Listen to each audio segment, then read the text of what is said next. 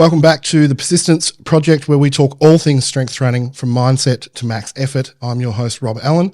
I'm a strength coach and a multiply powerlifter, and this podcast is all about other coaches, athletes, and practitioners within the strength space and how and why they do what they do.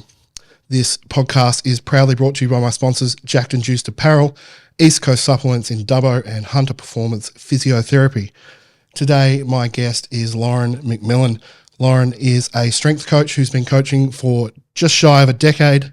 She specialises in training women pre- and postnatal.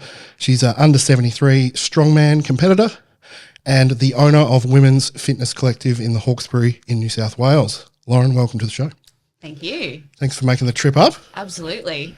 My pleasure. So where all these podcasts start is how you got into the gym originally. What was the impetus to get you training? All right. Here we go. I feel like I'm a 90s kid. I feel like it's almost a rite of passage at 14, 15, 16 years old to go to Les Mills Body Pump with your mum. Like, I feel like if you are a female and like as we're getting 14, 15, 16, we go to Les Mills Body Pump and we do body attack and body step and all that, that kind of jazz. That was my first taste of training for training's sake. Mm-hmm. But I've always been in sport in some capacity. So I've got a black belt in Taekwondo, but I did that from like 6 years old through for 6 years, got it, ticked that box. Then I played all the ball sports, soccer, netball, all of the team sports that you could imagine. I swam from 5 through to 17, 18 at a state level. But what didn't suit me, I figured out, was the team aspect. So the ones that I actually thrived in, Taekwondo, it's by yourself. Swimming, it's by yourself. I hated team sports. I still hate team sports. I don't know what it is because I love the idea of it. Mm-hmm. I love the idea of, coming together and rallying together. But I hate the idea of either letting others down or having them let me down. Like the competitive side of me is I'm responsible for me and me only. Yep. And it's not the ball isn't in your court, for lack of a better term. Yep. So I think when I started training, I use that very loosely, going to the gym, and I'm there amongst all the women throwing their little Les Mills bars around, it didn't take very long for me to look to my right and realise that there was actually a gym next door to what I was doing, and everyone seemed to be doing what I was doing, but properly and by themselves, alone, worrying about themselves and themselves only, and, taking their time, and they were focusing on what they were doing. They weren't just being told what to do and mimicking alongside everybody else. So from 16, 17, I was out of that room and next door in the gym. And it all went from there, really. Yeah. Yeah.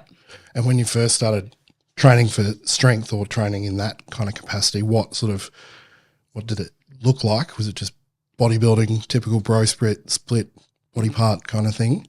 Or was it training compound lifts? It was not compound lifts to start. I started with a PT and I was not with him for very long, maybe 3 months, before he said, you could do something with this.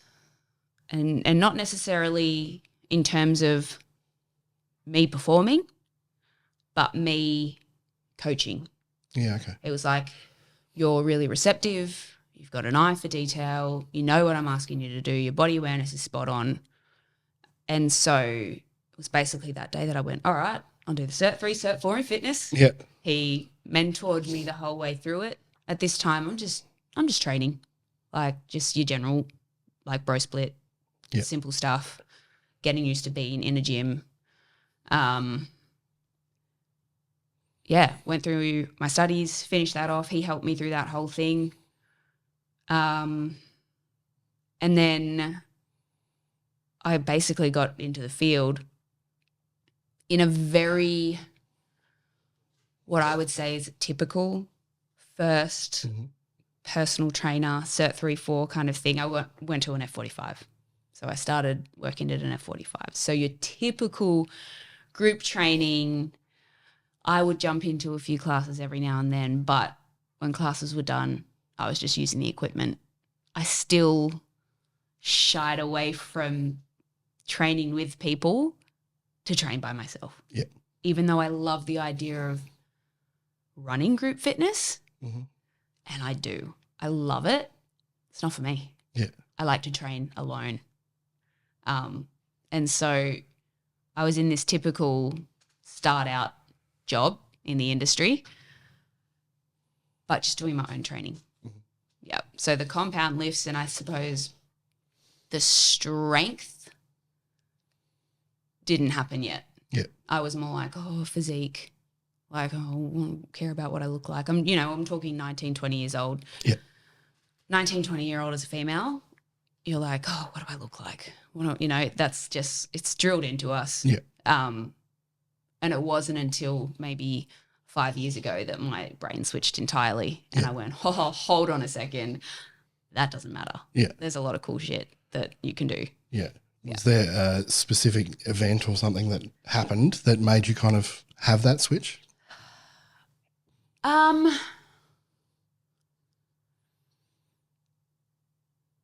It probably didn't come until after I had my daughter. So I have a 6-year-old and a 3-year-old. And after I had her, I trained the whole way through my pregnancy, but nothing outrageous, just normal general training like I was already doing. Had her, and then I got thrown into a super total comp at about 6 months postpartum. It was a CrossFit gym, 2 units up from the gym that I worked at. And the owner came wandering down and he said, a couple of our athletes have pulled out for Saturday. It's Thursday. Have you got anyone that can just do all those lifts? Yeah. This is to my boss at the time. And she goes, oh, yeah, Loz will do it. Yeah. I didn't even hear the conversation. I'm going, Loz will do what? She went, oh, there's a super total comp at CrossFit. I said, okay. And? She's like, oh, it's in 2 days. I put you down for it. I'm going, the extent of my snatching ability is 1 year in a CrossFit box a couple of years ago previously. My clean and jerk is like a no contact high pull clean at the time. Squat, bench and dead, fine, but not to any set standards. Like I'm just going, I just train, man. I don't go off calls. I don't like nothing like that. Yeah. But me being me, I went, Did it anyway? all right, okay. Yeah. No worries. And what was that experience like, obviously? I loved it. Yeah. I absolutely loved it. Yeah. Like I had no idea what I was doing in terms of calls and the running of the day. It was my first intro. Snatch and clean and jerk. I don't know what I'm doing. Clean and jerk was fine. We'll just muscle everything into place. Yeah. But I loved it. Yeah. I loved it. Once I did that, there was a pause on any competition of any kind, but I just slowly started to turn my training and go, well, maybe let's just see how strong we can get. Yeah. So I was coaching myself. I'll just see how strong I can get. And that slowly just became, I guess, the goal.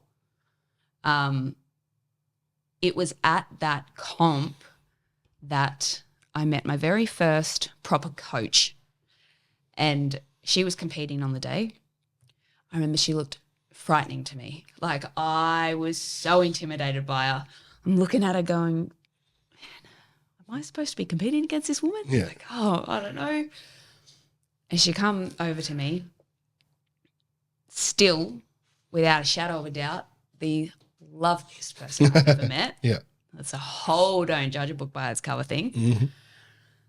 I remember I was heading out for my deadlift, final lift of the day, and my previous best was, I think, 125, 130 at the time.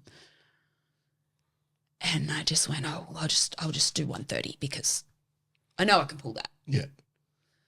And I went out and I did my 130 and it was fine. But again, that was when I didn't know what hard was. You know, you go, oh, that was a tough lift. You know, your general pop goes, oh, that was so hard. Yeah. And you go, No, it wasn't. You've got no idea. I walked off, went to put in my next final attempt, and she changed it. She changed it to 145. Yeah. And I pulled it beautifully. Did you know she changed it? No.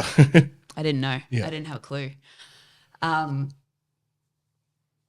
walked off and I went, oh, good. She's like, that was the most lovely 145 I've ever seen. I went, what? You're kidding. I paid no attention to anything that was going on because I was just away with the fairies all day.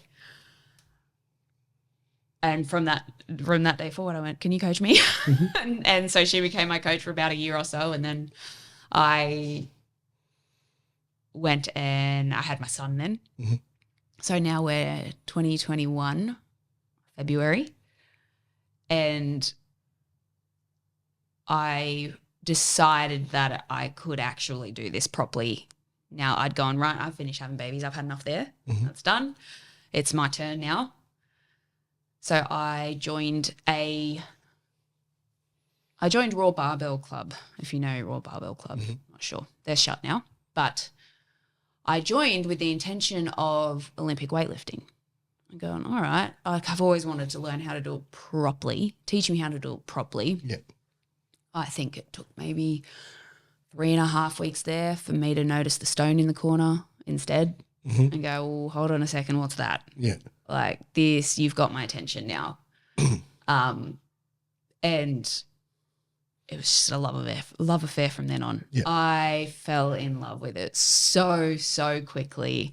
Deadlifting, stone lifting, log lifting, axles, yoke carrying, the idea of having all these different events that knowing doesn't matter how long my career could end up being in this sport, I probably still won't do them all. Yeah.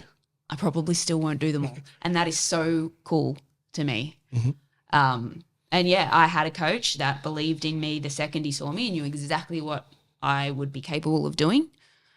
Self-belief that I didn't have prior and completely changed the whole outlook for me on my ability and what I was actually capable of doing. And then from moving forward from that, I was like, okay, we can do something here. Yep.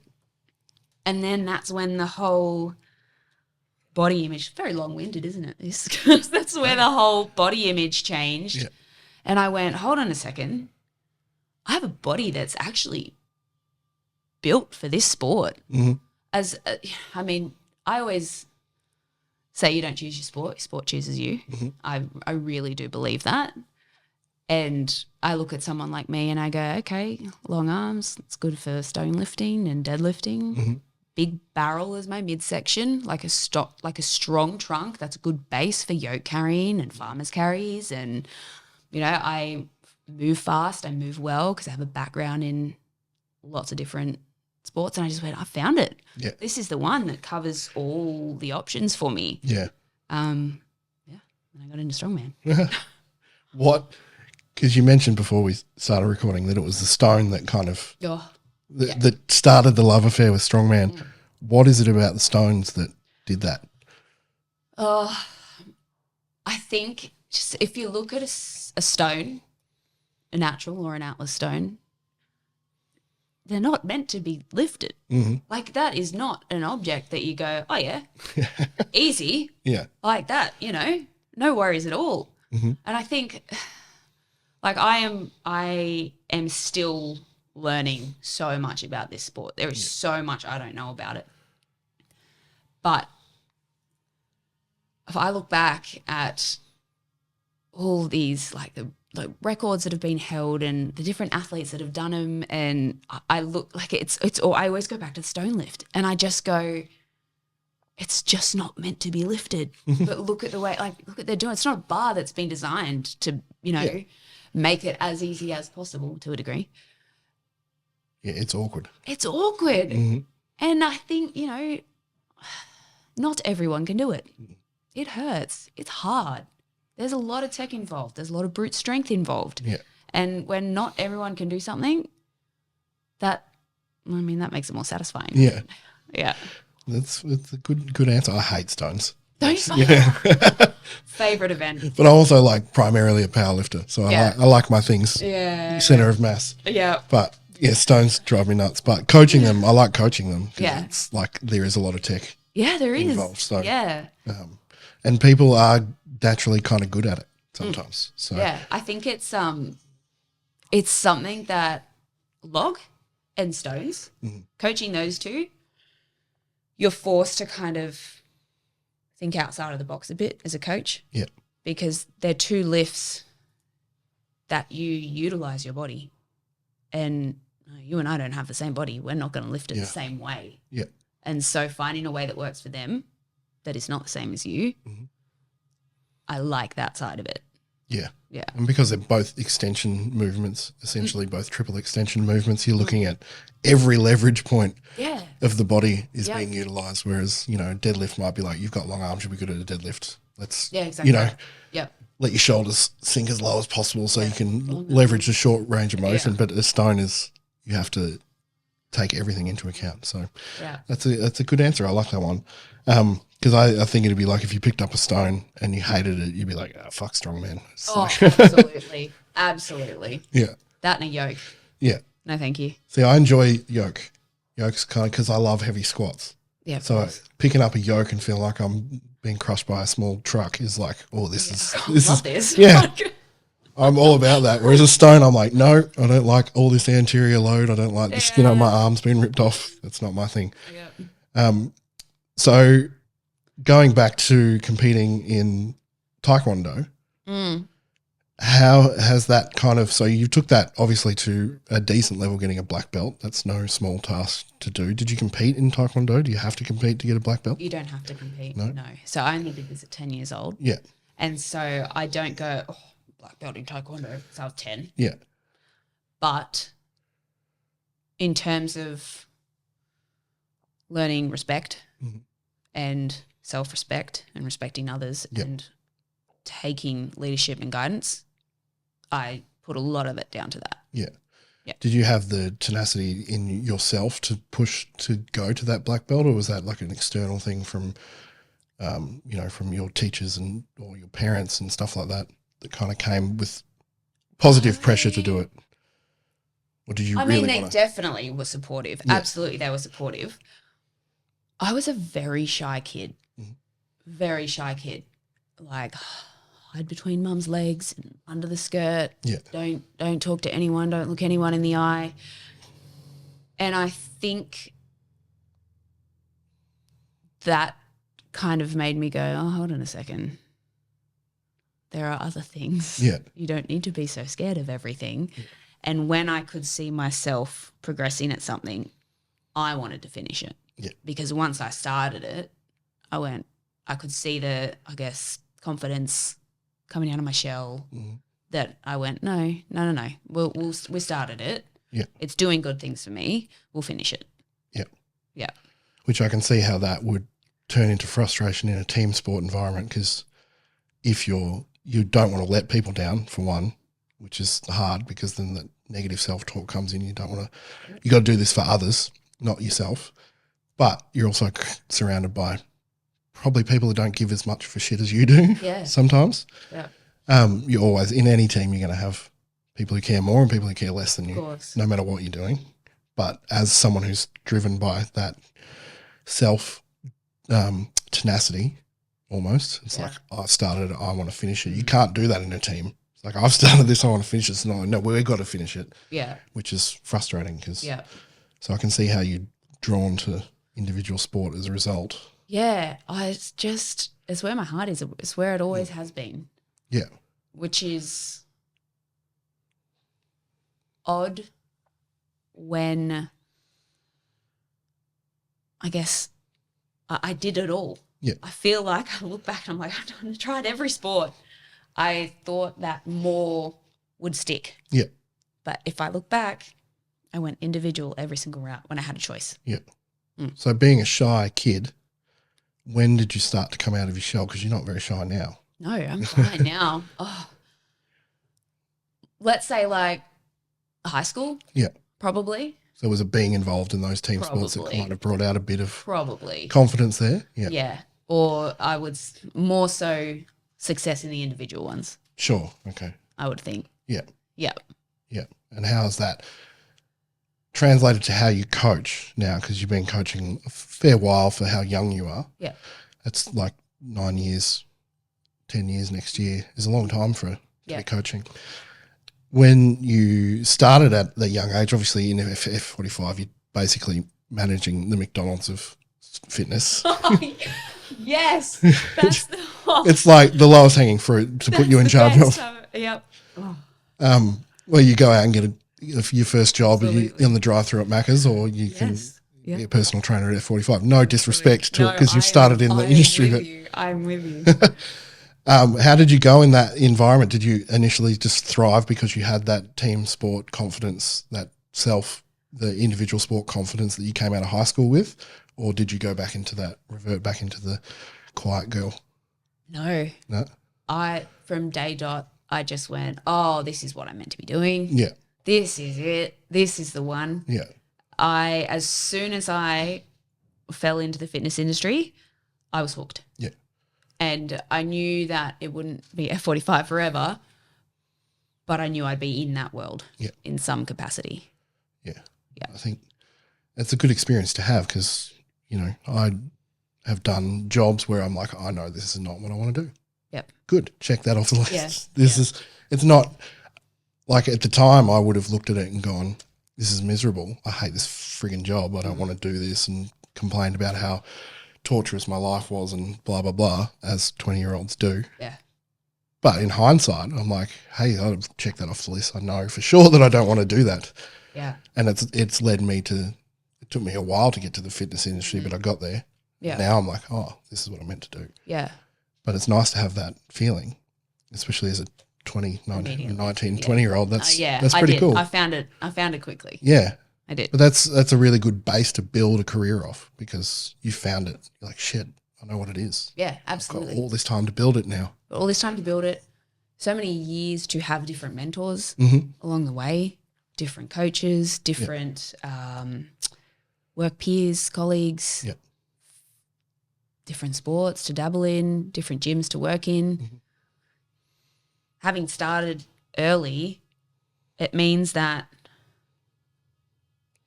I have had a good base of people to learn from along the way. Yeah.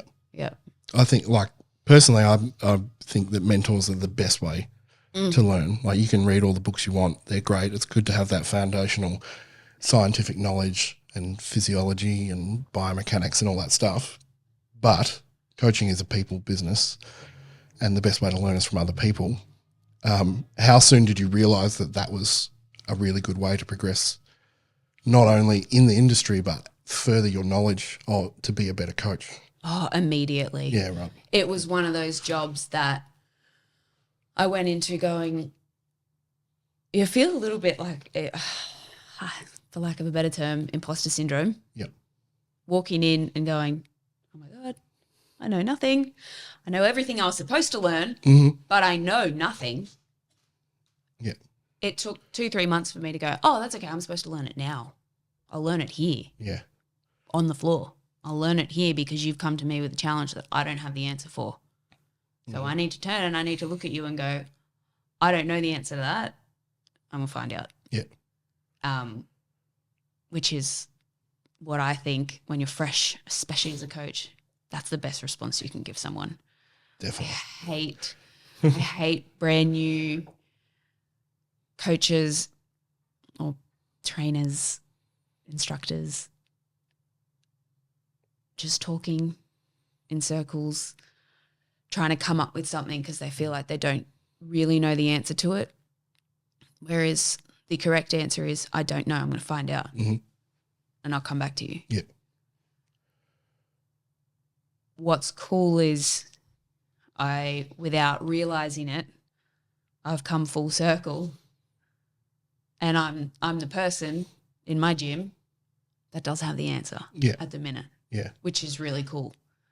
However, I will still respond the same way if I don't know it. And I'll go to someone else, my superior, who's above me, who's helping me, my mentors, and we'll go from there. Yeah. But it's just one of those things that you learn it on the floor. And I think I knew straight away that would happen. And so any nerves I had in the field, I went, it's okay because I'm going to figure it out as we go, like anything. Yeah. Yeah. I think that's a very mature entrance to personal training and coaching because so many people, particularly now, I think since I've come in, like I'm a little bit younger to coaching than you, however older in real life, I still feel like a newbie often. Oh, me too. Yeah. Yeah. I don't think it goes away. At some point you just kind of the things you don't know are further up the ladder of knowledge. You're like, oh, I still don't know things, but they're more technical things to not know, I guess. But having that, all the answers is indicative of newer trainers and coaches. I think people think they have to be like, oh, I know fucking everything. Yeah. And the answer to it is this. Yeah. It's like, well, the answer is it depends. I think it's almost, well, it's a bit of a peer pressure thing, right? Yeah. What if someone comes in to you and they come in and they want to squat and they've got a beautiful squat and you're going, shit, I can't fix that. Like, you don't have to. Yeah. They're not asking you to fix it. If it needs some tweaking, cool. Mm-hmm. But if it doesn't, that's okay. You don't have to fix everything. No. And I think in that first couple of years, you're like, I need to teach everyone how to do everything. Mm-hmm. And often that's not what they're after. Yeah. They already have their base. They already know what they're doing.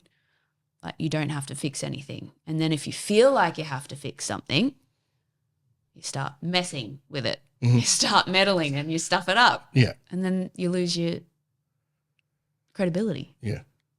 Yeah. And sometimes like even you might start fixing things and it starts going the wrong way and you're like, all right, let's reel it back because that's gone not where I thought it would go. So let's, take a few steps back and start here again and let's adjust. But I think a lot of people want to do that. They want to fix what's not broken because they want it to look like how they want it to look like. Yeah. Or they want to look like they know what they're talking about. Yes. Yeah. They want to have the answers straight away. So started coaching 2015, F45. Where did you go from there? From there, the lady that hired me at F45, she was done. Mm-hmm. She was ready to go and do her own thing and she was ready to open her own business for pre- and postnatal coaching. Right. So specific now. Group training, small group training for women. So off she went and I filled her shoes and started managing the F45. She was just working out of a pole studio, just renting some space upstairs and had some small groups going. And it grew so quickly that she kind of went, oh, okay, I could turn this into a gym, I think. So that's what she did. Within 2 days of deciding that she was going to do it, she did it. Like 2-3 factories down from where she was, she started renting out this space. Wow. I helped her out in painting, getting it ready, fitting the gym out, and she went, cool, can you work for me, please? So I left her 45 and I started working for her. Yeah. So we went from F45 together and she started this. So this is Women's Fitness Collective. Right. Yes, this is Women's Fitness Collective. Yeah. So this was end of 2016, start of 2017. Okay. Lots of coaches come and gone from there. she grew incredibly. She did such a good job. She had this vision for, having this incredible creche where all the mums could come, bring their children, have some time to themselves,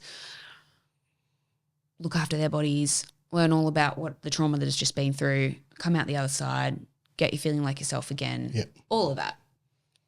Over time, it took off. We became very busy. We had a huge clientele.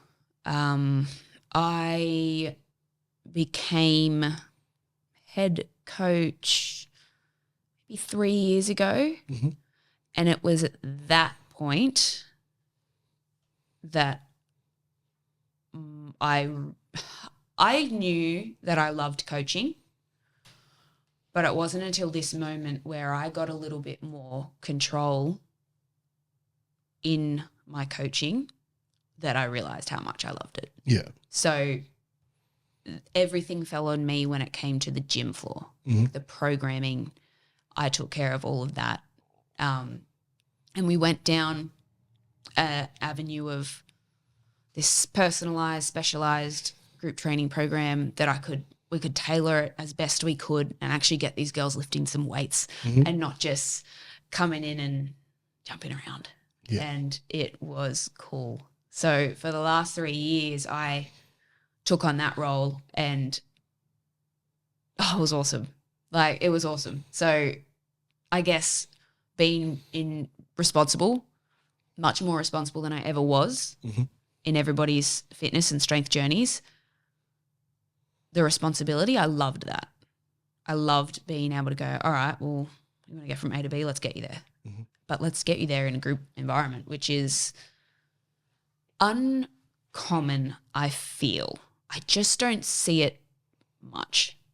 Not in terms of the progress I've seen. The progress I've seen and the numbers I've seen, I'm like, I would imagine you're on your own program, doing your own thing, with a coach once a week, looking over all your lifts. Like, we did an incredible job.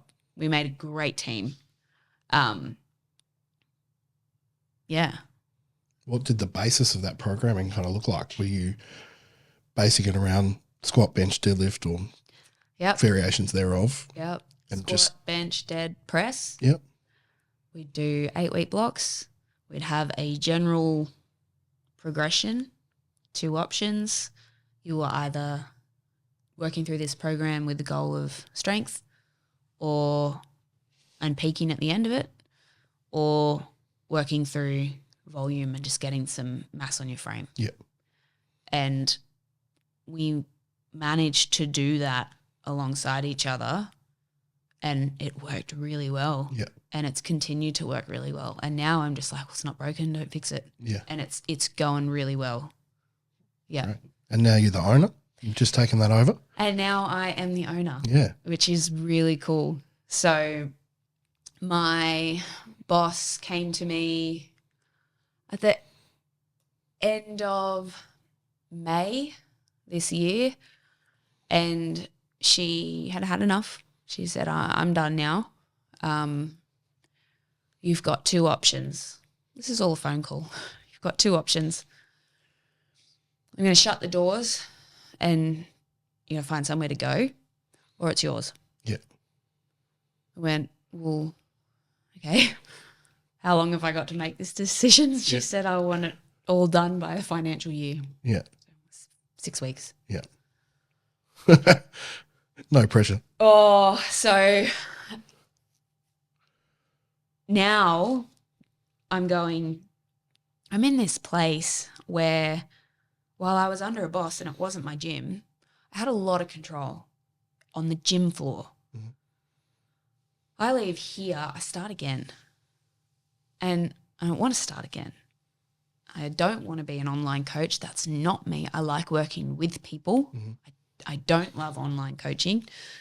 I don't like receiving it. I don't like doing it. I like to work with people. Yep. I'm a hands-on coach. So I'm feeling stuck because I never had the desire to own a business. I just didn't. It's plain and simple as that. I just didn't want to own a business. I don't know why. I don't know what. I suppose I was happy doing what I was doing. I had enough control and enough freedom without worrying about the mortgage. Yeah. You know, I enough control without too much responsibility. Yeah, exactly. It was kind of the best of both worlds. Yeah. So I sat on it for a week and a half, and I finished coaching up one night. I was packing up the gym, and I don't know what it was, but I just went, I can do this. I can do that. I can do it. And if I can't do it, I tried. Yeah. Whatever. I already know all these women. I've been here from the start. They trust me. At least I hope they do. Yeah. I wouldn't get that opportunity again. Not like that. So I said yes. So I rallied for the next 4-6 weeks and made it happen.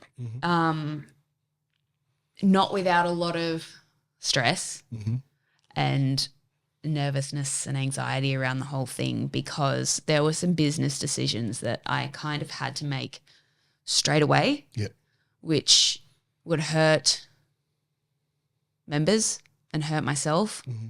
One of them being removing the creche, which you go from specialising pre and postnatal and supporting these women to going, I'm getting rid of the aspect that makes it easy for you to come, because I couldn't afford to do it. I could not afford to do it. But when you break it down number-wise, it actually made a lot of sense.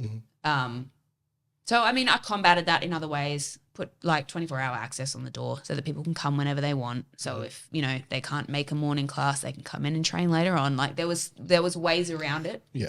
Did it hurt initially though? It hurt initially. Yeah. You know, but there was a large chunk of people that said, I can't do that, I can't make that work. And then they've gone, oh, hold on. Once it all died down and they went, I can make it work. Yeah. That's all right. And the other thing too that I kept saying is it's seasonal. Creche is seasonal. Your kids are only in need of that for between 2 and 5 years, right? You're not having babies for 25 years, or if you are, Godspeed. But it made the most sense, and it meant that the gym stayed open. Yeah. And that was the most important part. It was get rid of it or the doors close. So this way we kept our space. Yeah. And this way we kept what they know and they love. We lost a couple, and that still hurts.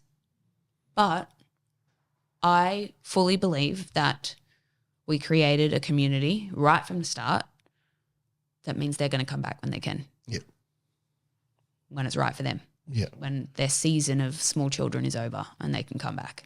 So having the word collective in your name makes me assume that A, it's a community, but B, there's some transparency around that stuff. Was that a dialogue that you undertook with the members, or was it kind of like, this is what needs to happen for the doors to stay open? Sorry. Straight away. Yeah. We spoke straight away. We've always been very, very good at communicating with them.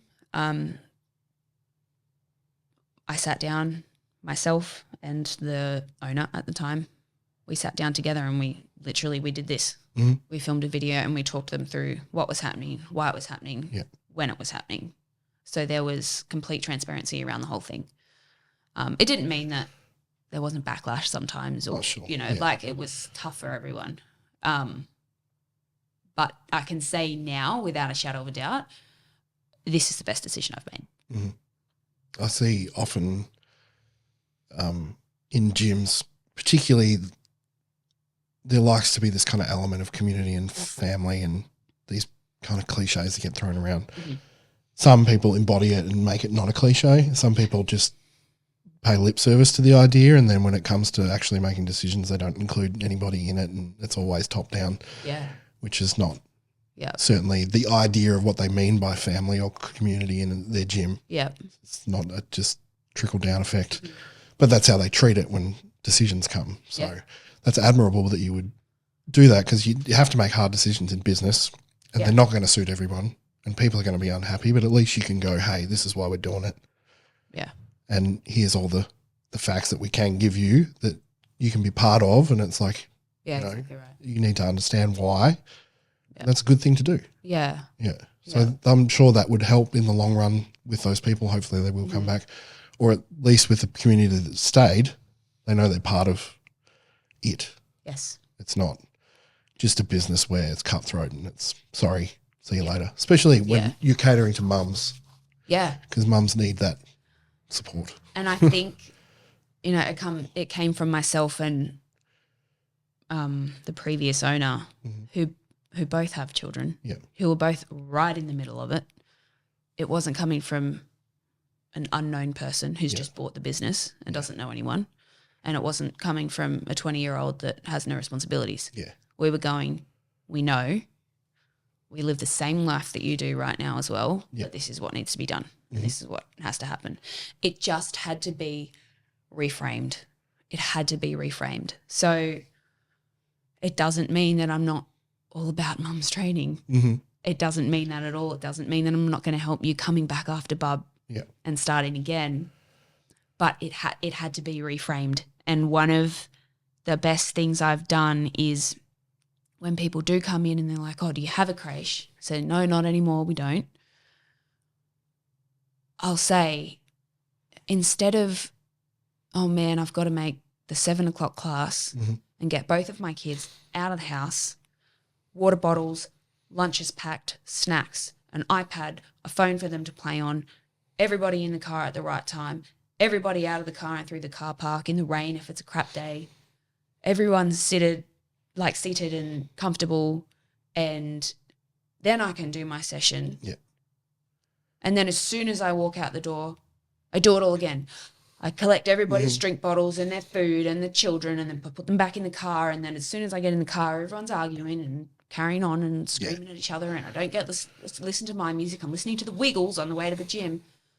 How about instead it's your couple of hours? It's not about bringing the kids to the gym. Yeah. It's the kids are staying home with a family member or a carer or a parent, and you get in the car by yourself. You put your music on or your podcast on. You get ready for your training session so that when you show up to the gym, you're actually ready to train. You're not getting flustered and frustrated on the way there. You show up, you're ready to do it. You enjoy it because you're not distracted or getting called out of the class to change a nappy. Yeah. You get your whole session done. Then you get back in the car. You get to chill. And then you can go back and be a better parent. Yeah. You can actually reap the benefits of some of those positive endorphins. Yeah, exactly. You were explaining that getting ready, and I'm a parent too. Yeah. And that was anxiety inducing. No, I know, isn't it just? Right. My wife will laugh at it when she listens to this episode. How stressful leaving the house is. Like, it's just so stressful. And it just shouldn't be. Yeah. But it is every It time. should be way easier, but it never is. Yeah. It never is. Yeah. Especially going to the gym if we're taking them. It's like Right. a nightmare. Yeah, it's a nightmare. Yeah, you want to include them too, but it's also like, no, just... So my youngest is 4, and my wife will often take him to the gym because he doesn't go out a lot and do a lot of stuff. So she feels bad and wants to take him. I'm like, don't take him, leave him with me. Like, go and have time to yourself. She's like, oh, no, I'll take him, and then she'll come back and she'll be more stressed than she would have if she left him. Exactly. We would have been fine. Yeah. But she wants to involve him in things, Yeah. which is great. Of course. It's like you also need to like be without him sometimes. So exactly that when right. you come back, you're a bit more Yeah. excited about being with him. Yep. Exactly. You know, You need time away. And I know that I can say that when some people don't have much support and they don't have a lot of hands. I do understand that. Yeah. I really do. But if there is a way to make it happen, it's worth trying. It's worth trying. Yeah, one of the biggest things that kind of changed for us when we moved to New South Wales is when only two and a half years here. So we left living where my family lived, and I had really helpful, engaged grandparents. Like my parents were very involved and very happy to take the kids whenever we needed to. It's like my wife wants to come to the gym with me. It's like, hey, Mum, can you watch the kids for 2 hours? Yep. Never an issue. Yeah. Then we moved to New South Wales with nobody. Hard. And it was like extremely hard for that first part because you don't get that break. But when you've got the opportunity, you've got to take it. Yeah. So Yeah. that's why I try and encourage her to don't take him. Yeah. Go on your own. Yeah. Go on, exactly. Right. even if you just talk, go and catch up with the girls or Yep. Yep. just leave him out of it. He's happy with me. I don't get to spend as much time as you do with him one-on-one, so leave him with me. But she still wants to take him sometimes, which he loves, and he's pretty good. Yeah. So, but he's 4, so similar age to your youngest. Yeah.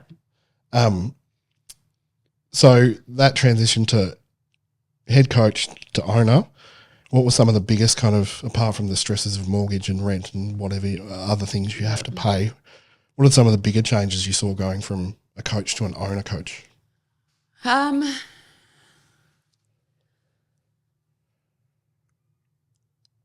That's tricky. I think the hardest part was that at the time I actually ended up losing my team of coaches. Okay. It just because we only had a very small team at this stage. Owner, myself, and another coach. Owner leaving. So we're down to 2, myself and our other coach. And I'm going, okay, cool, I need a coach. All right, no stress. Start hunting. And then a week before it was mine, the other coach got an opportunity to move to Bali. Right. Can't say no to that. Yeah. So she's living and working over there as a coach. Right. But the timing was shocking. Yeah. So we're a week out from it becoming mine, and I'm going, okay, it's just me. Everything is me. Mm-hmm. All the coaching, I'm going to set up a bed upstairs. This is going to be me now. So the hardest part has been finding a team. Yeah. Which I still would like to make bigger. Mm-hmm. I've got myself and 2 others now. I have someone that is brand new. She's 20 years old, but I see me in her at 20. Mm-hmm. And so I think that she's got a really good place to start here. Yeah. And I think that she could do some really cool things. And I've got another coach who has also been in the industry for a little while. Okay. That is finding her feet in our space. Mm-hmm. And honestly, it's just the hardest transition has just been going, oh, hold on, it's my call. Oh, what? Oh, hold on. Okay, that's on me. Yeah. But, you know. Yeah, still that transition to the buck stops with you. Yeah. Kind of thing. Yeah. And because I've not ever had to build a team from scratch, I'm like, oh, hold on a second. They're asking me questions. Mm-hmm. They're looking to me to explain this. Yeah. Whereas for the last few years, we've all done it together, all learnt it together, all wrapped our heads around it together. Mm-hmm. But I'm like, oh, that is the simplest of things, but you don't know that. And that's not your fault. Mm-hmm. I just expected you to. That's me. Yeah. Just learning that that's your role now. Yeah. I imagine, because it's all women coaches too. Yes. That would be a prerequisite to dealing with motherhood, pre and postnatal, because we can't do that as men. Yeah. How has that been, finding coaches that seem to fit that right understanding of what it takes to come back to training? For the last few years, most have been pretty good in terms of our team and knowing and what's involved. I love experience. So if you have a baby, you know firsthand just how hard it is. And I'm not going to go on a tangent about how hard it is because everyone knows that. Everyone's heard that story. But if you've just got some kind of understanding of going through the process, losing yourself and finding yourself again, sometimes that's just enough. And if you don't, as long as you're willing to listen to it and hear it and learn about it, that's okay. It's just a willingness. Yeah. I think as long as you are willing to learn, even if you don't have that experience, that's okay with me. Yeah. Yeah. Do you find that people who, like, say you got a 20-year-old, and I don't want you to particularly single her out. 20-year-olds in general. Yep. If you don't have that lived experience, but say you do have something that you've had to overcome, maybe it's just adversity or it's trauma or it's whatever, and that life kind of experience can be transferred to, yes, I don't know what it's like to be a mother, but I understand what it's like to go through that. Is that something you would look at and go, that's useful because that's a transferable kind of understanding of empathy? Absolutely. Yeah.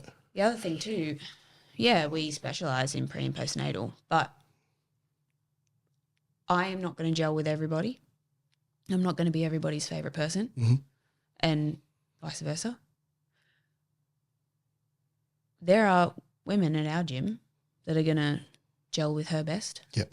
There are young ones that still don't have children. We're not only pre and postnatal, we're just women. Yep. And so if I can't gel with them particularly, you can. Yep. You know, like everyone has traits that are going to benefit. Yeah. Right? Even if they're not all shared. We need to be different. Yeah. Because, like I said, I'm not everyone's cup of tea. Just like she's not going to be, just like she's not going to be. Yeah. That's why there's a huge diverse range. I like that. I don't want the same coach stamped 3 times. Yeah. Because what's the point? Yeah. The idea that it comes back to that idea that it is the people business. So yes, it's coaching, but there has to be some sort of compassion and empathy that goes on for it to work. Yeah.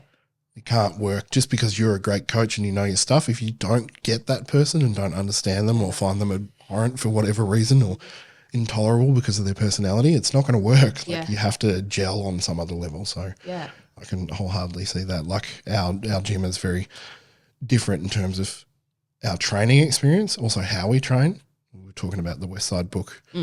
Yeah. Like I'm the black sheep because I'm the West Side guy. Yeah. Everyone else is a little bit different to me, so I'm always doing weird shit and they're like looking at me going, what are you doing? Yeah. But even in that diversity of thought, it's useful because how I look at something is not going to be how Leroy, our owner, might look at it. And the same's true for that empathic kind of response to people. Yeah. So that's a good kind of, as an owner now and a head coach, it's a good trait to have, to go, okay, they don't need to be me. Yeah. Even if you can see yourself in this young girl, she doesn't need to be me. No. She needs to be herself. Exactly. And that's how you're going to progress. Yeah. So how is the training structured? You said that you've got strength or hypertrophy kind of muscle building phases, and it's group classes. Yep. How many classes do you run a day? 5 across the mornings. Yep.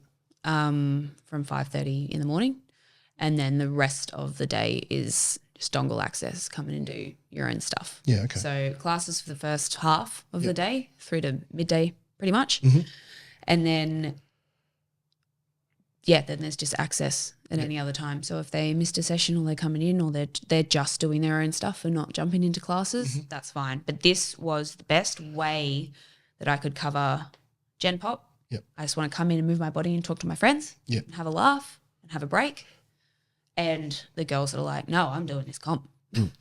So classes in the morning, and then you watch the other stuff happen through the day. The stones come out, the log comes out. Yeah, cool. Yeah. So you've got a bunch of strongman stuff there, obviously, for your training. Yes. But everyone gets in and has a go on that too. It was a missed opportunity if I didn't start decking out the gym with what I needed. Yeah. Right? But yes. That's it. Yeah. A few of the girls jump in and use all that stuff as well. Yeah. Yeah. And so through that, you get to spread your love of strongman. Yeah. So how's that been? We talked before we started recording. You said that you've started coaching some novice strong men, strong women athletes. Yeah. How's that been transitioning from what you've known to be your coaching style and coaching kind of bubble for a while to then going into sharing your sport with people? I've loved every second of it. Yeah. This is where I've gone, I'm doing what I'm meant to be doing. Yeah. This is what I'm meant to be doing. I love competing. I love being an athlete. I love, doing what I do, but being able to bring others over to it and get them involved, it challenges me as a coach. Challenges me as a coach. You know, kind of like I said before with the stone and the log, not everyone lives out the same way. Yeah. So I have to start looking at things differently. And I love that. Yeah. Yeah. What's been so given that you're relatively new to the sport, but obviously you pick stuff up quick, given that 3 months into personal training, your personal trainer said, I think you could do this as a job. Yep.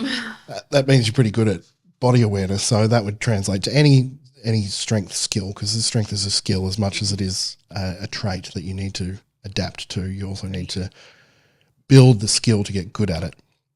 So how has moving into coaching those athletes at a relatively young training age for strongman, how's that been? Like in terms of how you've had to approach it, what have been some of the hurdles that you've had to come up against? And mindset. Okay. Yeah. Not so much the actual physical task, it's mindset. Yep. I think the demographic that I have is being mums and being responsible for small humans and working and keeping a household running.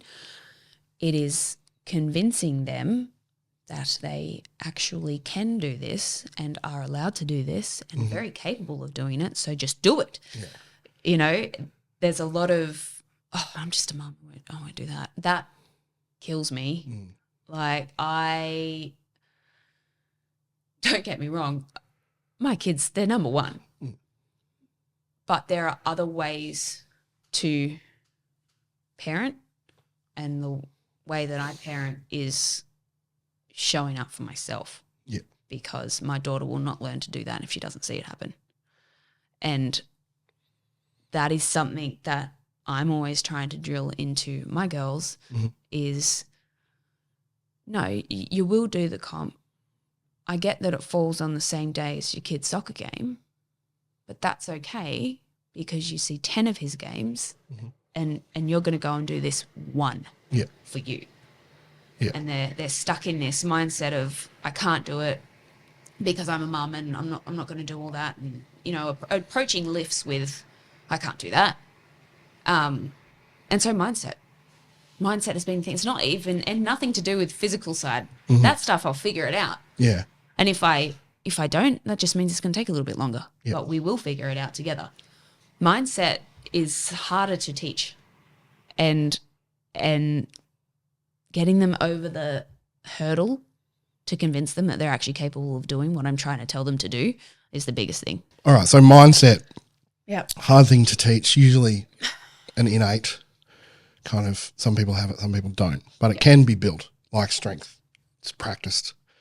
You can build it and you practice it, and the more you do that, the better you get at it. So how it's been difficult to show the women that you work with that kind of quality. The ones that have taken to it and actually competed, how have they felt afterwards? Incredible. Yeah. Yeah, incredible. There's been a lot of, I didn't realise I was capable of that. I'm so glad you pushed me to do it. And now they've got the bug. Yep. And they're hooked. Yeah. Yeah, it's usually the way. Yeah.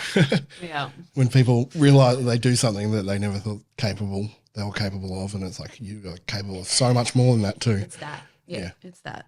Which is, like you said, it's empowerment through action. They're showing their kids that it's like, look, a thing that really gripes me is like American TV and stuff. There's always that cliche of, I want my kids to be proud of me. Yeah. And I always find that really trite and it sits very oddly with me.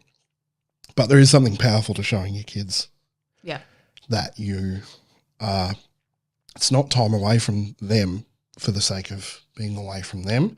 It's pursuing something that's bigger than you, and it's pushing yourself to achieve something. So I think that that's really a good thing to show. Yeah. I'm sure that the mums you coach, I know that mums I've coached and parents that I coach, it's like having your kids see you achieve something. Yeah. That's whether they give a shit in the moment, like cool if they do, but it's going to stay with them. But they will later. Yeah. Seen that quote that said, You'd die for your kids, but would you live for them? Yeah. That sums it up, right? Yeah. I think that we're often made to feel this kind of, through the generations, like the 50s generation, so the traditional kind of man goes to work, woman stays home, that if you're away from your kids for any other reason other than work, then it seemed to be looked down upon, particularly for women. Oh, yeah. Something that my wife has struggled with in postpartum is like trying to do these things for herself and having guilt around not being around, particularly like with our daughter who's the middle child. She spent a lot of time working on her own business, and she now kind of has regrets around how little she spent with her in those formative kind of young years. And it's like, whilst I understand the guilt, because I have the same guilt that I'm away a lot for work and I'm away competing and I'm away training and doing all that stuff, at the same time it's also showing that, hey, there's stuff to do and work on. Yeah. Yeah. That's it. We're trying to build something here that's going to benefit you not only financially, because we're building businesses, but it's going to fortify your kind of idea around that you have to work for shit to happen. Yeah. So I imagine that's quite empowering for those women to feel, whether they articulate it that way or not. Yeah. Once they've achieved that and go, holy shit, like that empowerment is intoxicating. Yeah, absolutely. I came home from my last comp with a silver medal. Yeah. Handed it to my daughter and she went, what's the wrong colour? So she went, that's not gold. Oh, man. Yep. Yeah. Thanks, girl. And like inside, some part of you would have been like, yeah, it's not gold. Damn it. So what did the gold? Yeah. I literally, mate, rub it in. You already knew I was struggling. Yeah. Thanks. I'm not happy with the silver. Thank you. You know? That's funny because they are just so brutally honest sometimes. So brutally honest. But that kind of, it's a good thing. I think that more people should do it. I don't think it should ever be on a toxic kind of level where it's to the detriment of the children. No, it doesn't have to be though. That's the thing. Yeah. It doesn't have to be. And I think a lot of people look at it as it's only possible if it's to the detriment of the children. Yeah. No, I think consequently it's like the opposite. I think it's particularly in this day and age, it's like a lot of kids want to just sit and play video games and not do anything and not work for anything, not kind of it's like, well, the gym is one place and that's probably the rise in its popularity and particularly strength sports rise in popularity. It's like, hey, we can work for something, go through some adversity to have this outcome where we feel empowered by what we've done. Absolutely. Particularly for women, you see a lot more. Yeah, you see a lot more women entering strength sports. Yeah, now. It's awesome. It's great. So I love it. And it's wild. One of my women that I coach just took out third in the under 90s at nationals. Yeah. She's a mum. She's got teenage boys and they're like kind of mildly impressed by her. And she's like, I'm winning because if they're mildly impressed, I'm doing something right. Exactly. Yeah. But they comment on how strong she is and how jacked she's looking, and she's like, yeah, cool. Like, look at me, I'm working to something. And she's like, they've grown up too. Like, and where she just worked and she got into training kind of later in life and is doing really well. So,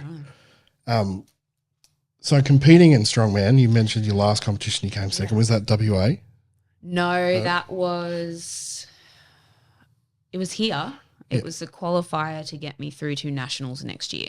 Oh, okay, yep. Yeah, so I qualified through. So I'm going to go back to Bendigo again in the middleweight series, which I did at the start of this year. Yeah. That was my first, I suppose, proper national level comp. Was March this year. So now I'm going back again next year. Yeah. Yeah. And how did you feel when you got to that higher level? As someone, again, I don't want to harp on you being new to it, but I'm when you're green into a sport, it's like when you have those moments where you step into like a big level competition, you're like, oh. Yeah, absolutely. Did that light a fire in your belly kind of thing, or were you quite overwhelmed by it? Column A, column B. Yeah. This comp was a little different. Mm-hmm. I did this comp very, very unwell. So my prep was pretty good. A little bit of self-doubt there of like, oh man, I don't know. Like, I've never done a 2-day comp. I'd never done an 8-event comp. I'd only ever done 1 day, 5 events. I'd travelled before for comps, but that was fine. The other thing I had to do as well was cut weight this time because I wanted to go into this one heavier. Mm-hmm. I'm always show up at these and I'm little. So I was like, got to go into this a bit heavier. So I had to do a water cut for it. Comp was Saturday, Sunday. Drove down with a friend on Thursday. She got in the car at 6 a.m. on Thursday when I picked her up and I went, I don't want to speak anything into existence, but I don't feel good. Mm-hmm. Just don't feel good. She's like, okay, that's all right. No stress. 11 litres of water or something stupid that day, driving down, cutting weight, getting closer and closer, and I'm going downhill quickly. I'm going, I'm not in a good way. Like, I'm really not in a good way here. Arrive, weigh myself, probably not sitting where I need to sit to weigh in at midday tomorrow. Find a sauna, and I'm fading hard. I'm going downhill real quick, and I'm not in a good way. I'm not feeling good. Up all night that night, spiking temps, in the shower, I'm shaking. I'm not in a good way. Like, we've all rocked up at a comp going, oh man, I feel like crap, or oh, I'm a bit under the weather. This isn't ideal. Yeah. But I had not. I wanted to say I'd never felt this unwell before. Yeah. Woke up Friday morning, no voice. It's gone, disappeared. Back to the sauna to quickly cut a little bit more weight because we still weren't quite there. Rock up at midday to weigh in, make weight, all is fine. Go rehydrate, eat some food, straight to the chemist, all the drugs I can get, Sudafed, Panadol, Nurofen, everything I could possibly find, Strepsils, all the, nasal spray, everything, because I'm not in a good way, not at all. Competed Saturday and Sunday, no voice, spiking 40-degree temps in between events, walking off, shaking in the corner, walking back on, do an event, walk off, asthma, Ventolin puffer, more drugs. My friend had a log, Voltaren, Sudafed, Nurofen, Panadol. You would shake me and I'd rattle. Like, just to get through this comp was the hardest thing I had ever done. Yeah. I've got friends, coach on the other end going, you're right, you're okay. I'm going, no, I know. And then I've got other people going, pull out, don't do this. Like, you are not in a good way. Like, you can't do this. Now, that's not true. I can't pull out. That's the truth. Yeah. So this is the qualifier. No, this was nationals. Oh, this was the nationals. This was nationals. Yeah, okay. Yeah. So this was my first big show. Yeah. I was so unwell, so bad. Plus, I had 2 days and I'd never done that before. So there was a couple of events where I was like, okay, this one you do just enough. This one you can push on this one. This one we're going to do just enough. Like, it was a lot of me trying to figure out how to manage it. Yeah. Rather than just go, oh, it's comp day, all in. Yeah. I had to go, no, you got to be a little bit smart, because if you're not smart here, you won't even be here tomorrow, and you want to complete it. Anyway, we get through. I came 6th. I'm not unhappy with that in the condition I was in. Walked off the comp floor straight into emergency. So bad. They just put me on endone and said, you'll be right. We don't know, but you're not good. And here's some painkillers. We left, started the drive home the next morning. I was like, it's got to just be like COVID or something like that. I don't know. It must be. Took one of those tests, influenza B. So I was like, oh, okay. Well, no wonder I felt like crap. Like, good to know. Like, and then for the next week I was in and out of hospital. because I took it too far. Yeah. Because I pushed myself right when I should have been to bed. But I regret none of that. Yeah. Because the next comp I do, It's going to be better than watch that. out. Yeah. Yeah. Well, you go in healthy, it'll be. Yeah. Yeah. Yeah. 6 will be a distant memory. Well, that's it. Like I'm pretty happy with that, all things considered. Mm-hmm. I've backed and forth. I'm denied a lot and, pissed off about that, cranky about that, happy about that. And I was actually pretty good, but I'm at peace with it now because I had to have something like that to make sure that the next one's good. Yeah. I think that's, given that you're a strongman competitor, how many comps have you done in the 2 and a bit years that you've been doing it? I'd say 10. Mm-hmm. Yeah. Which is kind of on the lower end Yeah. for strongman. I'm new. Yeah. But it's like lower end because strongmen do a lot of comps. Yes. This is what I'm getting at. Yeah. Yeah. So you get a lot of experience quick, whereas, us powerlifters, we maybe do 2 a year. Yeah. So like I don't even know if I've done 10 in 6 years, because I'll do 1 a year. Yeah. I'm too old to do 2 unless I have to qualify. Like that's just not going to happen. My body's not going to recover. But I reckon there's only been 1 year. I took a whole year off when I transitioned to equipped, but might even been longer. But my point is you get a lot of experience competing.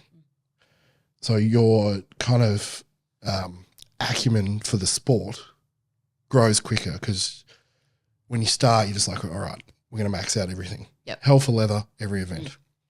Like you just said, you could look at, okay, we can push on this and I'm going to need to push on this because I need to bring myself up in the points. Well, this one, I've got everyone, so I can just do the minimum. That's a really mature competitor's kind of stance to have, and I think it takes people a lot of comps to get there. And in strongman, because you do a lot of comps, you get there kind of quicker. So it's good to see that you've realised that because that will be beneficial moving forward, especially internationals later in the year, next year. Yeah, early next year. Is that the compound? No, it's going back to Bendigo. Right. Meat stock, right. I struggle with right. with strongman and all because of the recent shuffle of federations and who's not involved in this and blah, blah, blah. So I try and keep up the best I can, but it's not my forte. But that is, it is a mature stance on competing that I think is useful to teach people, particularly if you've got people coming up into the novice level. It's like, let's have fun at these first comps, just learn to push yourself because like you said, some of those Gen Pop people that transition into strength sports don't know what pushing is until they feel it and you're like, there it is. Yeah, exactly. You're like, and I got through it and I didn't die. Like, you're all right. There's a lot more there than you think. But then they get to a point where it's like, okay, now you need to know when to push and when not to push. So being that you've been involved in sport for a long time, how soon did you realise that was advantageous in competing in strongman? I do compete well. Mm-hmm.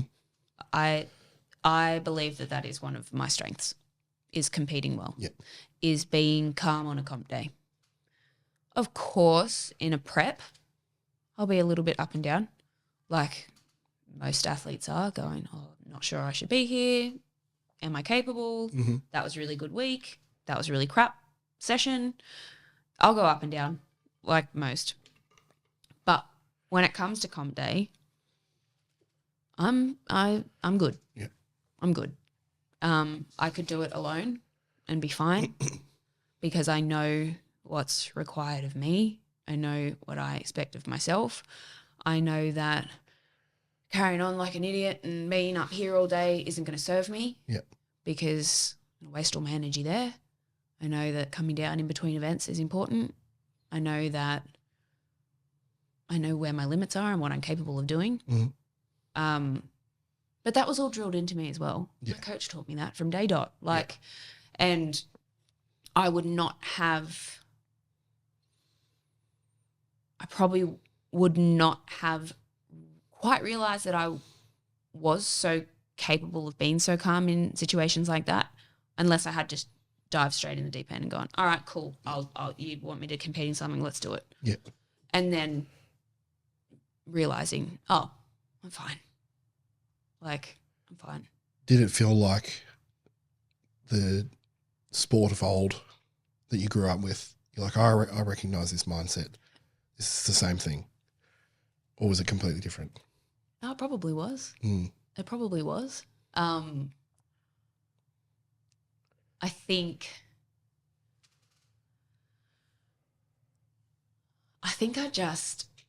I just back myself more these days. Yep. I just back myself more these days. And it's as simple as that. As a child, a teenager, there was so much comparison and am I capable and I don't know and can I really do that? And now I'm just like, yeah, I can. It might take me longer but I'll do it. Mm-hmm. Just bear with me. Yeah. So when it comes to comp day, I know what I'm capable of, then there's no question mark over that. If I was unsure about what I could or couldn't do, then maybe I would show up in a different headspace. Mm-hmm. But if I make sure that to the best of my ability, the whole prep, I have done every single thing that I can to show up in the best condition possible, then I don't have a question mark. I've got no one else to blame but myself if things go wrong. Mm-hmm. Like no silly mistakes is always a big one for me on comp day. Don't lose something on a silly mistake because that'd kill me. Losing something on a silly mistake would kill me. Yeah. And don't question it. You're there for a reason. You got there for a reason. You weren't there by chance. Yep. Yeah. How do you teach that to your people that struggle with it? Lead from the front. Yeah. It's the best way to teach it. That's the best way to teach it. Mm-hmm. Show them. It would be, what good is me telling them that if I don't do it myself? Yep. So if I pulled out of that comp, I had 120 women watching me on the screen back home going, something's wrong with Lauren. The spark's gone. You could see it. If you know me, you could see it when you watch me compete at that comp. But I didn't pull out. Mm-hmm. I kept going because I said I would. Yeah. And something I've always, I guess it's been my mantra right from day dot when I started coaching is I will never ask you to do anything that I can't do myself or that I won't do myself. Mm-hmm. And so that just comes hand in hand to me with lead from the front. Yeah. I'm just going to show you how to do it. If I can't show you how to do it, then I can't expect you to do it. That makes sense? It does. Yeah. It does. I do the same thing. Yeah.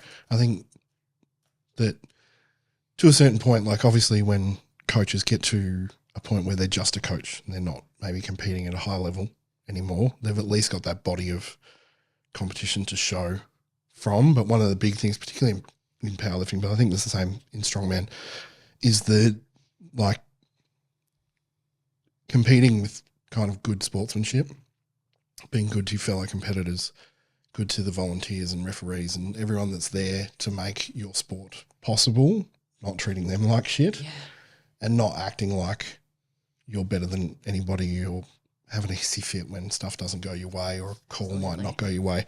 That's something I'm big on. Yeah. And I try and show that through my action. So I just bombed out at nationals. Yeah. Like my biggest comp probably that I've done where I changed federations to go compete with more equipped lifters, and I actually had someone in my weight class that had a similar total, so we were battling for the day and I didn't get a squat in. Yeah.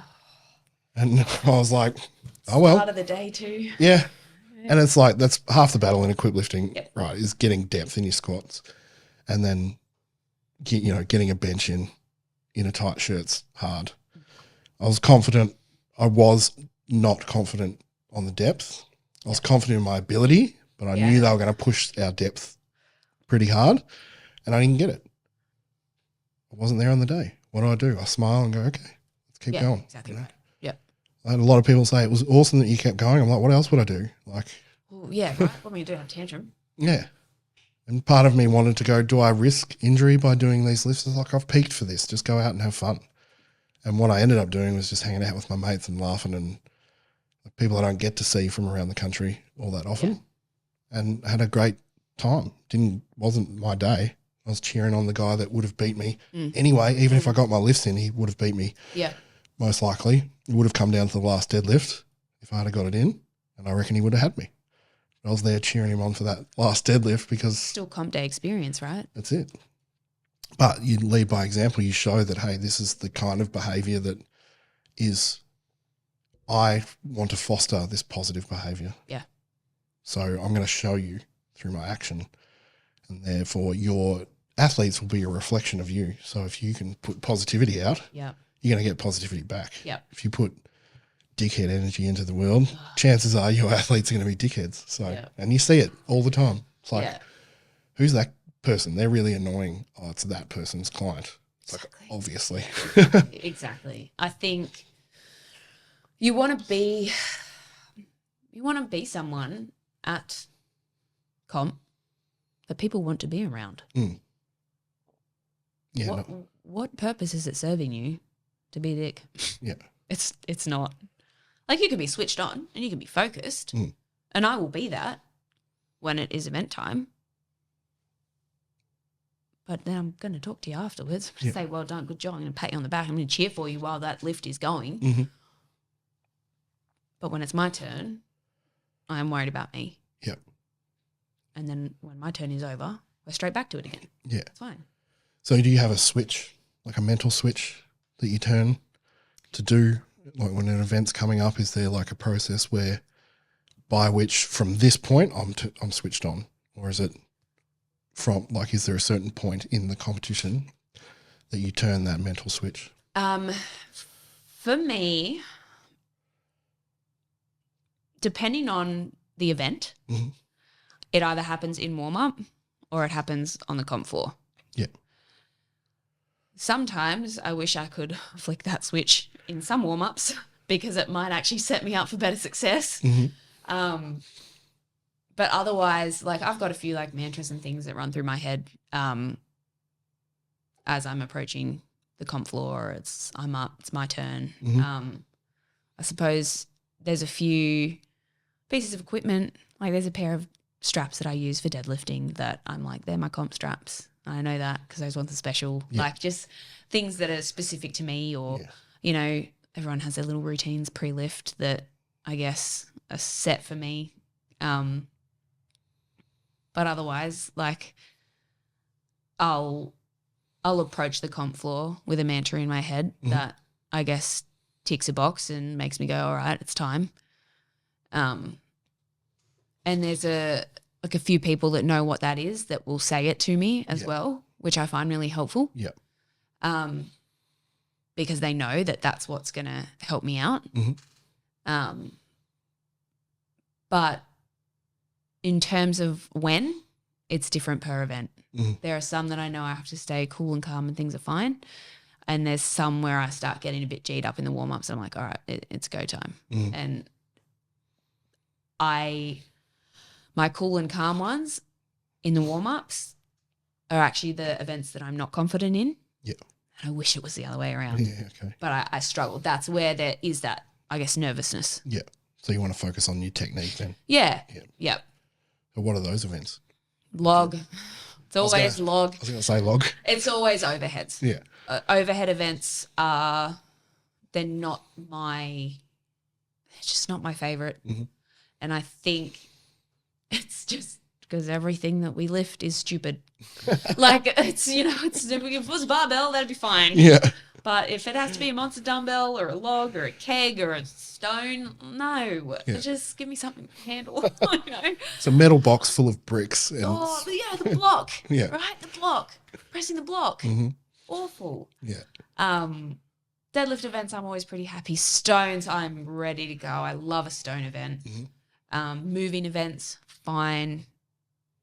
Great. Yeah. Overheads, nah. Yeah. So focused, calm and focused. Yeah. I think calm is a good one for being able to turn that switch on, because if you're heightened, you get to this point where, like, psychologists would call it the term flipping the lid. So it's where your frontal lobe kind of takes over You don't have this ability to discern information because your emotions flipped. Mm-hmm. So if you flip the lid, you're thinking with your primitive brain, you're in fight or flight, basically. Yep. So it's like a stress response.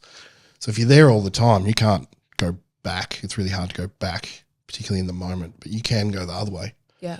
So you can flip the lid deliberately. So using, you know much about Tony Robbins? A little bit. Yeah.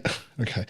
So obviously Tony Robbins has been around for ages, but one of the things he used to talk about a lot was neuro-linguistic programming. Okay. I'm glad I didn't trip over that sentence. Yeah, right. You sound like you know what you're talking about. Yeah, he'd use it in a positive sense. So it can be used negatively, where you can use it in propaganda, where certain words elicit certain behaviours and stuff like that. But you can do it to yourself, where you're using a mantra to get yourself focused. So I think that's a really positive tool. One of the ones that he talks about in his seminars and books and stuff is like coupling a phrase with an action, a very specific action that you know that's your time to go.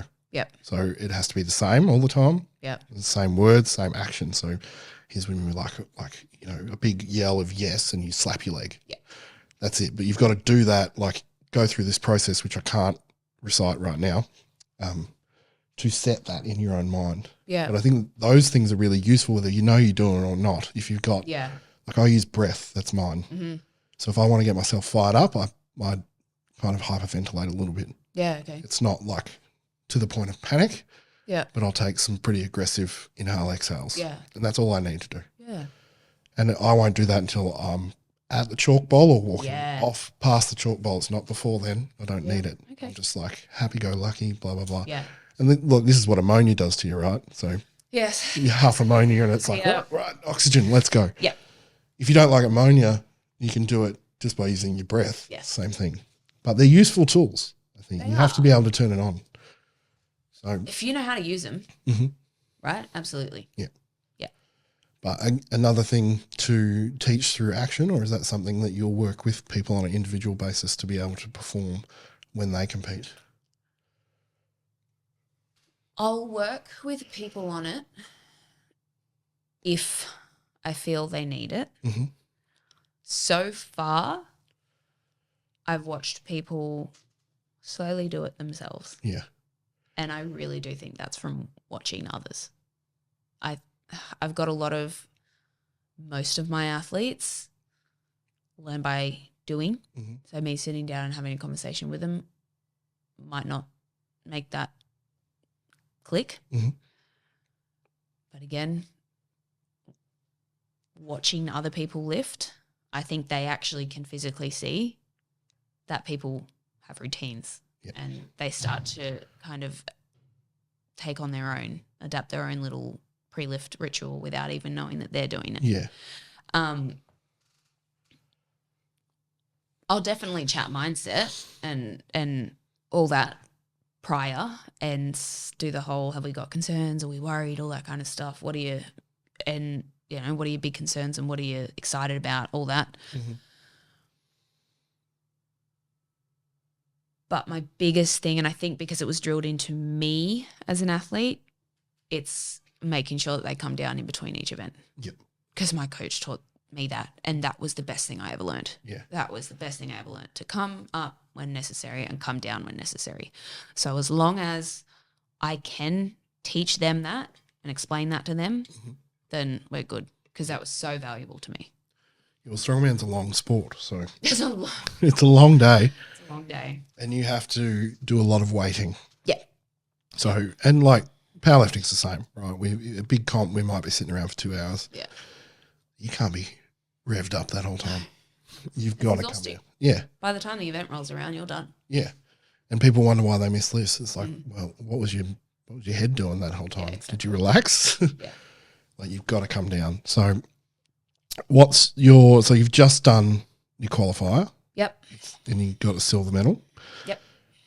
Thanks for reminding me. Hey, look, a silver medal's better than no medal. It's the first loser. Come on. Yeah. Just call it what it is. Not first. So eloquently put by your daughter, was it? Yes. Reminded you of that? Yep. Yeah, thank you very much. Yep. She's 9. She's 6. 6, sorry, 9. No, you're fine. Mine's 9. Yeah. I think that they, from that, like 5 until probably 25, they're going to be brutally brutal. Bring it on. My daughter can be she's the most loving, sweet girl ever. Sometimes she's just callous as all that. You're just like, whoa, all right, it was brutal. Yeah. So Nationals is next. Yes. What does that look like? Do you know what the events are? I know some of the events. Yep. The thing that, the kryptonite, there's always a max overhead event. Yeah. Which I get that, that's fine. But it's a max monster dumbbell this time. Oh, yeah. Anyway, that's all right. We'll cross that bridge when we come to it. Yep. So that's March next year. So I've got quite some time. And I chose the qualifier that I did choose because it was actually the first one, which gave me a huge off season. Yeah, okay. So I had hoped to qualify off that event, which I did. Had I not, then I'm not sure which one I would have done next. But more than anything, it was a relief that I qualified there because I went, great, I want a break. Yeah. I want a big break now. I have qualified for New South Wales Strongest, which is at the end of November. Just at our gym. Yes. Yeah. So I'll probably do that. Yeah. So we're looking at New South Wales Strongest and then we'll go back to Nationals in March. Yeah. So the qualifier you did, was that the one that Barbaric Strength ran? Or South Coast Strongman? Oh, the online qualifier. One. Yeah, okay. They opened up to online. I was very lucky because I could make none of the other qualifiers. Right. And I went, great, there goes that opportunity. Bugger. And then they opened it up online and I got my videos in with about 3 hours left. Yeah. Yeah. The online qualifiers, it's good. It's a good option. I like that they do it. I've seen the guys at the gym do it and some of my friends back in Victoria do it. And it's interesting. It's interesting. It's obviously making the sport more accessible. Yes, it is. Yeah. Yeah, it is a good option. I like to compete though. Yeah. And so I would rather do it at a comp. Yeah. There's another level that you get to at a comp too. Yeah. Like the gym's the gym. You can only get to a certain level. Like I can't turn that same mindset. Oh, no. Even though I look the same. Yeah. I'll just be kind of, but up here, it's not the same in the gym. I like being relaxed and I like knowing that I've got that extra switch to turn at a comp. Yeah. So doing an online powerlifting comp would not be fun for me, but I don't see it going that way for us, but I like the idea for strongman because it does make it more accessible. Yes, I agree. Particularly using it as qualifiers to go to bigger comps. Qualifiers, definitely. I can see that working. Yeah. As a be all and end all, absolutely not. No, it would be too hard. Right? It would be too hard and it wouldn't be entertaining at all. No, it's obviously terrible.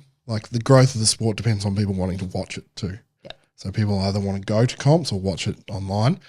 And if it was just random streams from multiple gyms, it'd be kind of like, I can do that on Instagram. Yeah, exactly. Yeah, scroll past it every day. So what's the long-term goal with your strongman? I would like to compete overseas. Yep. I don't know what that looks like yet. I would like to go to Natural Strongman next year. So I will keep an eye out for the qualifying process for that. Yep. I don't know that I have a big desire to do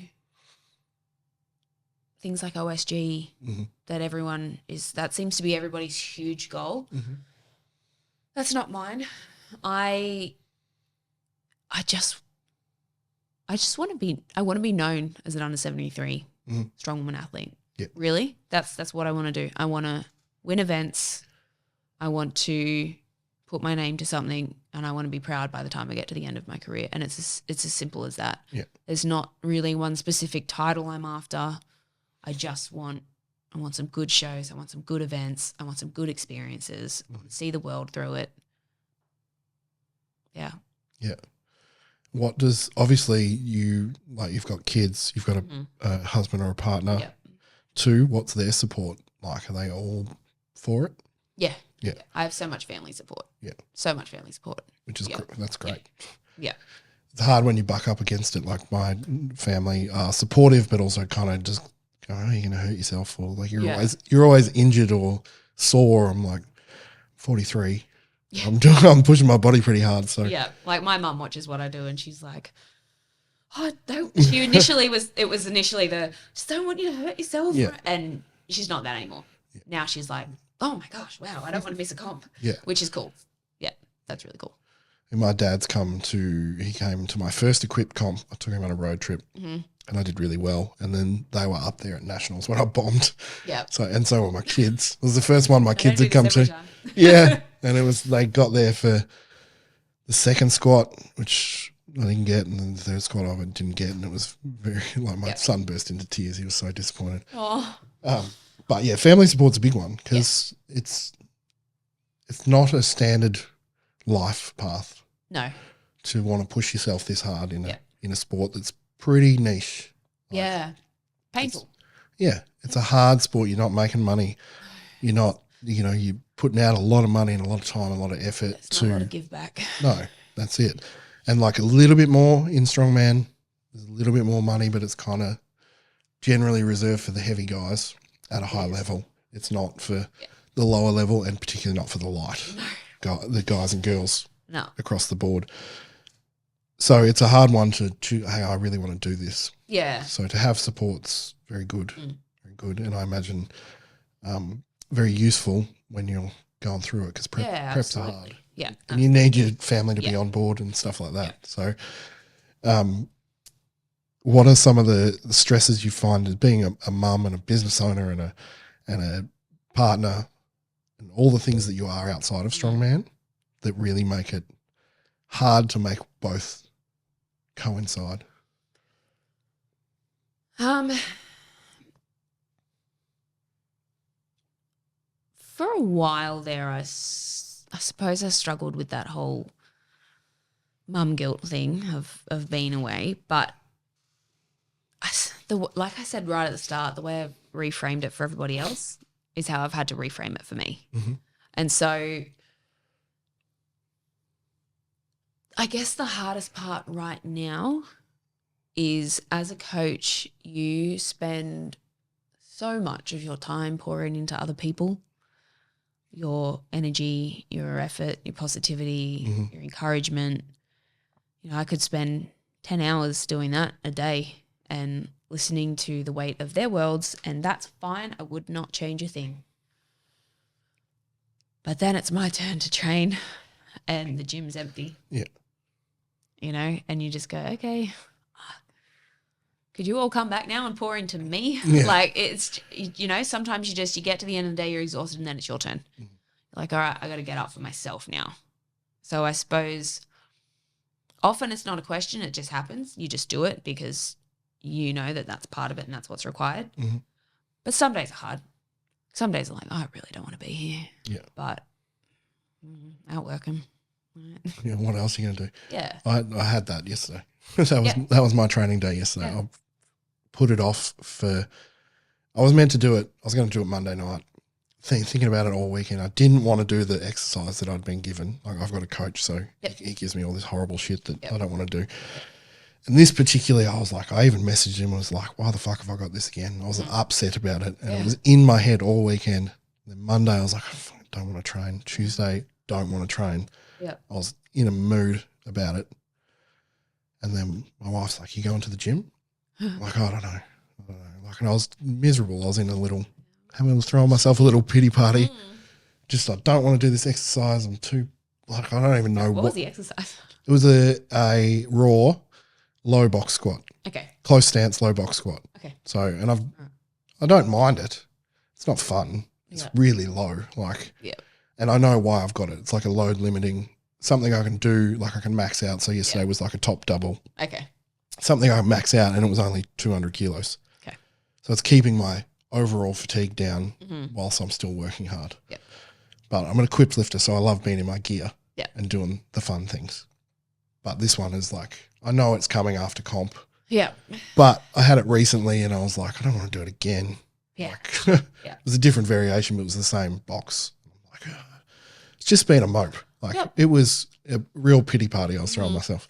Had no, like all the excuses, but no specific excuse that really mattered. Yep. And like my wife asked me again, are you going to the gym? I said, I don't know, maybe. So you should. Oh yeah, whatever. It was like some time went and it was creeping up to 3 o'clock and the kids get home at 3:15. And she would rather me gone before they get home. Yeah, than leaving when they get, because then she has to deal with the emotional fallout of dad's gone. Yeah. If dad's gone when they get home, then it's never there. It's a bit easier for them. They're like, where's dad? He's at the gym. Okay. Yeah, get that. But if dad's home and then they're excited and then I go, it's a nightmare. So I'm looking at the time and I'm like, all right, I'll go. And I just fucking dragged my feet the whole time. Long. Yeah. Didn't like, there was hardly anyone in the gym. Nothing. Like, it's a really long-winded to say, I went, I trained, and I feel better for it. Yeah, exactly. Right. You went and you ticked the box. Yeah. Yeah.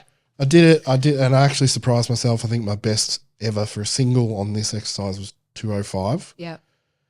And I did 200 for a double. Yeah. Relatively easy. Yeah. I probably could have done more, but I was like, no, I'm not really up for it today. Yeah. But I'm happy with that. So more box squats. Yeah. I'm sore today. My hips are sore. Yeah. That range of motion is not friendly to my body. But we got it done and I felt better. Yeah. So sometimes you just, and as a coach, you do, like you said, you know that it's going to be better if you just do it. You also know that you're drained and exhausted from what you've done. It's a big mental load to take on, particularly in person. Doing a lot of in-person stuff, it's like, it's great and it's fulfilling and it's rewarding and it's awesome and you wouldn't change any of it. Yeah. But if you're training afterwards, it's hard. Yeah, you have to, like, it is. Yeah. There has to be some external motivators sometimes. Yeah. I've found that I have to leave the space now. Okay. So I will coach 5-6 hours of classes in the morning. Yeah. I leave and I come back. Yeah. And then I train. I can't then just go, all right, let's get straight into it. Yeah. I'm like, nah, outside, fresh air, get out of the actual space and then come back in and do it. Yeah. I have to. Yeah, I think I got stuck in doing that a lot. Yeah. It's like, even just go to the shop or something. Like, I live half an hour away from the gym, so going home is not always an option, but just doing something that's like, get out of this space. Yeah. Come back in with a different mindset. Exactly. Start again. Yeah. It's like, even to the point where my stuff's upstairs. Just going upstairs for like 15 minutes. It's different. I'm not, with all the gear, I'm not around everybody. Yep. There's a switch that, or like a mindset that just changes. Yeah. Yeah. It's a cue, right? It's a hard one being a coach, I think. I think every coach goes through this where they're like, oh, I've trained people all day. Now I have to train. I don't want to do it. I just want to go home. Yeah. Yeah. Yeah. You're like, hang on, what's more important? Especially when you have goals to do bigger things. Lead from the front. Yeah. Yeah, exactly. Yeah. You hear your own. All the things you just told everybody else to do this morning. I think and it's a good way to keep yourself accountable. It is. Like, yeah. And like, I did a post yesterday that was to get myself out of being a mope. Like, yeah, right. I was just like, I was just writing this post and it was all aimed at me. Like the quote that I posted and the things that I wrote, I'm just like, get off your fucking ass, mate. Yeah. Come on. And it helped. Yeah. Silly way to help, but it was like this process to get. Some days you need it. Yeah. But you got to lead from the front and you often hear your own words come back to you. You're like, but you told me this. You're like, fuck. Yeah, well, I didn't mean that. I meant that for you, not me. Exactly. God damn it. But so the next thing on your calendar is potentially New South Wales Strongest at Coal City Hunter Strength, which will be cool. And Nationals in early next year. Yeah. That's the overall next 6 months. Yeah. Yep. It's weird to say next year's under 6 months away. But that's the goal. Post Nationals, are you going to start looking into that pathway to go overseas? Yeah. Look at the natural strongman. I'm going to look into natural strongman and see kind of what's involved there and if it's on the cards. Yeah. I've kept my eye on arm lifting a little bit. Oh, yeah. Lately, just because I know that that's also an avenue to get me overseas that I could dabble in. But I'll just keep quietly working away there and see if I make something of it. Yep. What happens with it? Well, to wrap it up, what is the best way for people to find you if they're looking to learn more about what you do? definitely Instagram. Everything is there. So my handle is coach.laurenm. Yep. That's it. And if they want to, and you'll find Women's Fitness Collective Women's there. Fitness Collective from there as Yeah. well. And so it's in the Hawkesbury, I don't know Hawkesbury region very well. Yes, it's in Richmond, in the Hawkesbury. Okay. Female strength hub. Yep. Pretty much. Stones, all the bars, specialty bars you could need. Yep. Yeah. It's a cool space. Cool. Really cool space. Well, if you're down that way and you're listening or watching, go and check out Women's Fitness Collective. And thank you for coming up today. No, thank It you. was awesome to meet you and awesome to chat. And I realised that you posted the other day and I was like, oh, Lauren, like when I'm thinking about guests. Yeah. Your post just came up and pretty much that's when I messaged you. Yeah. And we got it happening in like 24 hours, which was right. very cool. But I realised that I've been following you for ages and I don't know how you first came across my radar, but I was like, oh, I've been following Lauren for ages. Like I remember when you got into strongman. Yeah. I was like, oh, yeah, right. But so it's nice to actually finally That's meet good, you. right? Yeah. It's cool to make the world smaller. Yeah, definitely. We're a small world, but it's cool to Yeah. to meet people and particularly positive people in the space, which I consider you one of them. So Thank you. I love what you do. Thanks for coming so up. much. No, Yeah. thank you for having me. You are most welcome. And thanks for tuning in. Make sure you go into the show notes, check out the sponsors, give their pages a like. All Lauren's information will be there, and give us a follow, a subscribe, all that stuff on YouTube and Spotify. And thanks for watching or listening, and we'll see you next time.